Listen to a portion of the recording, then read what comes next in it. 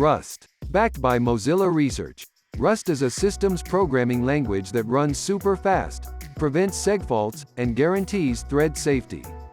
A recent report by The Next Web says Rust has emerged as the highest-paying programming language of 2021.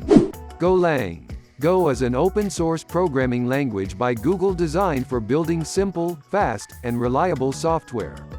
It provides lots of useful features from other popular languages and deliberately omits many bad ones.